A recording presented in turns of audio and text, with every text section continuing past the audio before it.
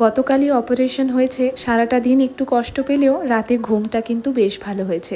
আর আজ সকালে উঠে তো অনেকটাই বেটার লাগছিল।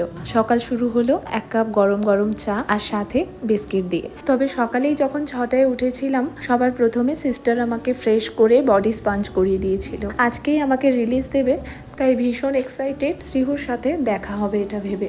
গলায় ব্যথা থাকার কারণে নিয়ম করে সারাদিনে 3বার ভ্যাপার নিচ্ছিলাম। 8টার সময় চলে এসেছে ব্রেকফাস্ট। ছিল ব্রেড, কুসুম ছাড়া ডিমের সাদা অংশ, ফল, সাথে আবারও চাটা আমি স্কিপ করেছি। বাজে এখন ঘড়িতে 9:30। হাজবেন্ড চলে এসেছে, অফিসিয়ালি সমস্ত যা যা কাজ ছিল সেগুলোও কমপ্লিট করছে। আমার এদিকে হাতের চ্যানেলটাও খুলে দিল। গতকাল রাত থেকে নাইট শিফটে আমার সাথে এই যে সিস্টার ছিল, কি সুন্দর করে আমার হেয়ার স্টাইল করে দিয়েছে, আমাকে দিয়েছে ডায়েট চার্ট। সমস্ত কাজ শেষ, এখন আমি যাব বাড়ি।